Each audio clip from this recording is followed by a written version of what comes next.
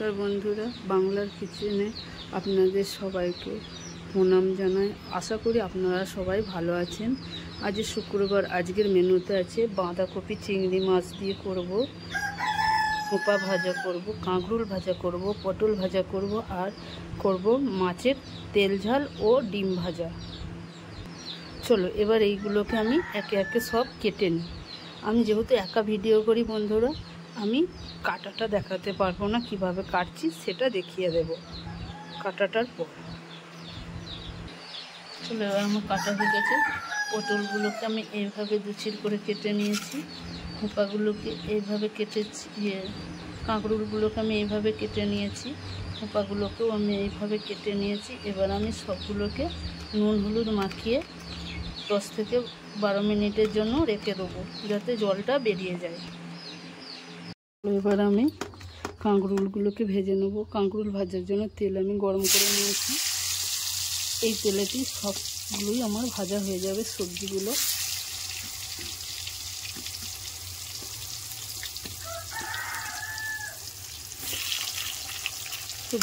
সব আমি দিয়ে দিয়েছি।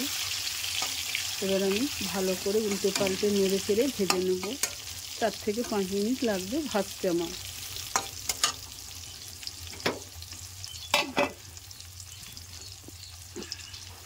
কাঁকরোলগুলো আমার ভাজা হয়ে গেছে, এগুলো এবার আমি তুলে নেব। সব তুলে নেওয়া হয়ে গেছে।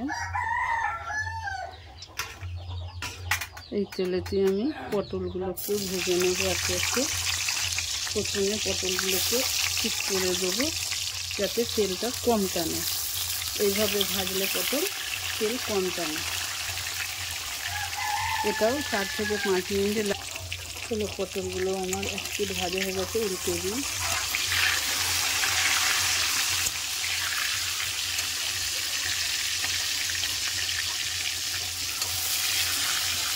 সব পটলগুলো আমার উল্টে দেওয়া হয়ে গেছে। এই পিঠটা আমি ভেজে নেব, তাহলে আমার পটল ভাজা হয়ে যাবে। চলো পটলগুলো আমার ভাজা হয়ে গেছে, এগুলোকে এবার আমি তুলে নেব। পটলগুলোকেও আমি তুলে নিই। এবার এই তেলেতেই আমি খোপাগুলোকেও ভেজে নেব ভালো করে। হালকা টু লো ফ্লেমে ভাজবো, কেন হালকা টু লো ফ্লেমে ভাজলে খোপাগুলো আমার ভালো করে ভাজা হবে। কাঁকরোলটা আমার নেড়ে চেড়ে ভাজা হয়ে গেছে। এবার আমি এটাকেও তুলে নেব। দেখতেই পাচ্ছ ভাজা আমার হয়ে গেছে। এবার এটাকেও আমি একইভাবে করে তুলে নেব, তেলটা ঝরিয়ে নেব।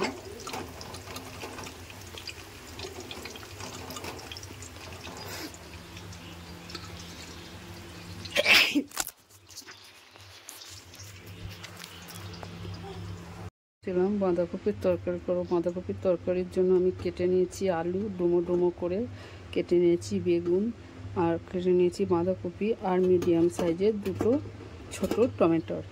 এবার চলো আমি সবজিগুলোকে একে একে সাঁতলে নেব। প্রথমে দেবো আলু। আমি সবজি ভেজেছিলাম সেই তেলেতে আলুগুলোকেও ভালো করে ভেজে নেব। 50 থেকে 60% আলুগুলো ভাজা হয়ে গেলে তবে আমি কপিটাকে দেব। কপিটা ভাজতে ভাজতে পুরোটাই আমার আলুটা সিদ্ধ হয়ে যাবে। চলো আলুগুলো আমার 40 থেকে 50% ভাজা হয়ে গেছে। এবার আমি বেগুনগুলোকেও হালকা করে নেড়ে নিয়ে তবে আমি কপিটাকে দেবো। বেগুনটাকে আমি হালকা করে 2 থেকে 4 মিনিটের জন্য নেড়ে নেব, নিয়ে তবে আমি কপিটা দেবো। 2 থেকে 4 মিনিট আমার বেগুনটাও হালকা ভাজা হয়ে গেছে। এবার যে আমি কপিটা কেটে ধুয়ে রেখেছিলাম সেটাকেও দিয়ে দেবো, দিয়ে হালকা করে নেড়ে দেবো সবের সঙ্গে। এখনই যেন নুন দেবো না, এখন যেন নুন দেবেন না, তাহলে জল বেরিয়ে প্রচুর হয়ে যাবে। খানিকক্ষণ ভেজে নেওয়ার পর তবে আমি নুন দেবো। চলো বাঁধাকপিটা রান্না করার জন্য মশলা করব। মশলাতে আমি নিয়েছি একটা মিডিয়াম সাইজের আদা, একটা মিডিয়াম সাইজের রসুন। এবার এগুলো আমি ভালো করে পেস্ট করে নিয়ে আসবো। বাঁধাকপিটা আমার হালকা নুন দিয়েছি, হাফ টেবিল চামচ। এবার দেখো বাঁধাকপিটা আমার জল ছেড়ে দিয়েছে। এটাকে আবার আমি 4 থেকে 5 মিনিট ঢাকা দিয়ে কষবো, তাহলে বাঁধাকপিটা এবং আলুটা আমার সিদ্ধ হয়ে যাবে।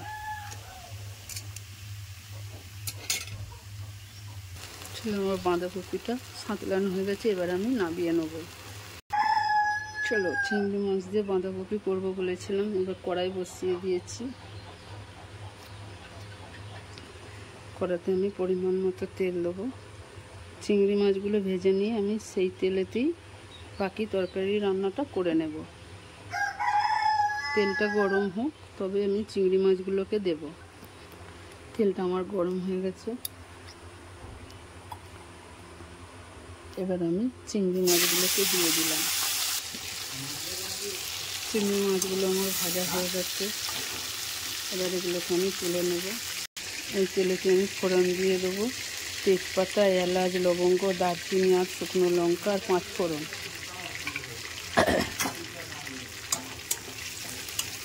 ভেজে নিলাম, নিয়ে আমি একটা মিডিয়াম সাইজের পেঁয়াজ কেটে রেখেছিলাম, সেটাকেও আমি একই সাথে ভালো করে ভেজে নেব। পেঁয়াজগুলো আমার হালকা ভাজা হয়ে গেছে। একটা মিডিয়াম সাইজের টমেটো কেটে রেখেছিলাম, সেটাও আমি দিয়ে দিলাম একটু ভাজার জন্য। এবার আমি আদা রসুনের পেস্টটা দিয়ে দেবো 3 থেকে 4 টেবিল চামচ। এবার এটাকেও আমি ভালো করে নেড়ে চেড়ে কষে নেব, যতক্ষণ না কাঁচা গন্ধটা যায়। মশলাটা আমার হালকা কষা হয়ে গেছে, এবার আমি দেবো 1 টেবিল চামচ লাল লঙ্কার গুঁড়ো, 1 টেবিল চামচ হলুদ গুঁড়ো, 1 টেবিল চামচ জিরে গুঁড়ো। এটাকেও আমি ভালো করে কষে নেব। মশলাটা আমি কষে নেব। এবার একটু হালকা করে জল দেবো যাতে না আমার মশলাটা ধরে যায়। এবার এটাকে আমি ভালো করে নেড়ে চেড়ে কষতে থাকবো যতক্ষণ না মশলা থেকে আমার তেলটা ছাড়ে। মশলাটা আমার কষা হয়েই এসেছে, এবার আমি যে চিংড়ি মাছগুলো ভেজে রেখেছিলাম সেগুলো এর সাথে অ্যাড করে দিলাম। এবার এগুলোকেও একটু আমি মশলার সাথে ভালো করে কষে নেব।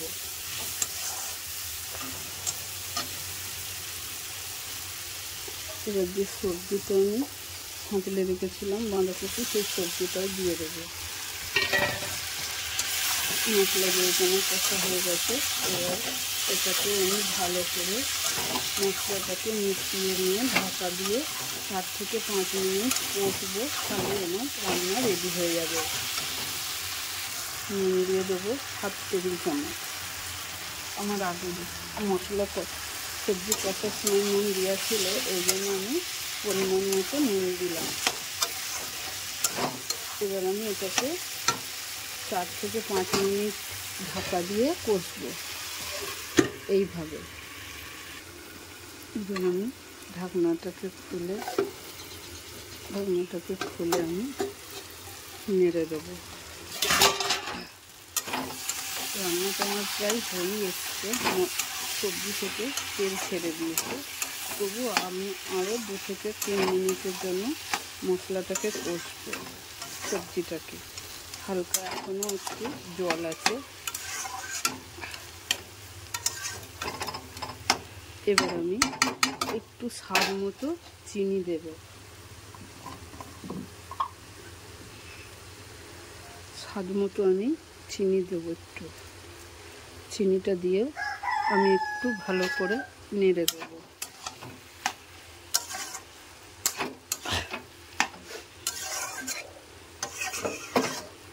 আমি এবার একটু 2 থেকে 3 মিনিটের জন্য ঢাকা দিয়ে দেবো।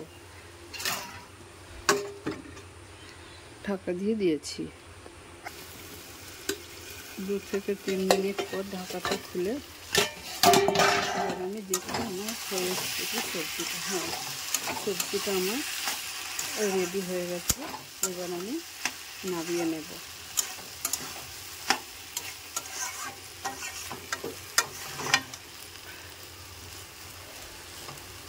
এইভাবে রান্না করে খেয়ে দেখবেন, ভালো লাগে। ভালো লাগলে লাইক করবেন, কমেন্ট করবেন। আর ফেসবুক থেকে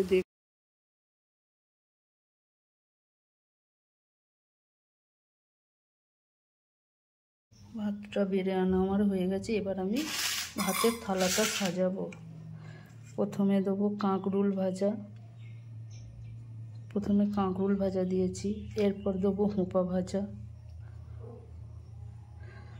তারপরে দেব পটল ভাজা, তারপরে দিচ্ছি মাছের ডিম ভাজা,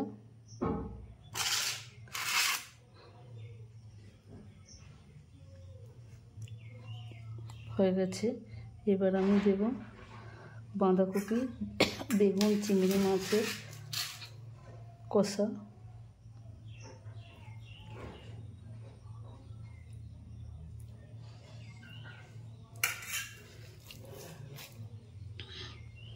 দেখতে পাচ্ছ দিয়ে আমার হয়ে গেছে। এবার দেবো মুসুরির ডাল,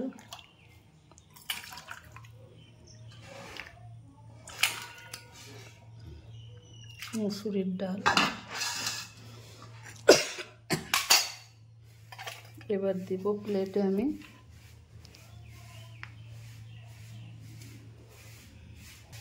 এবার দেবো আমি রুই মাছের ঝাল, তেল ঝাল। এবার আমি একটু জুসটাও ঢেলে দেব। দেখো আমার দেওয়া হয়ে গেছে। প্রথমে আমি ভাত সাজিয়ে নিয়েছি, তারপরে আমি একটুকু দিয়ে দিয়েছি।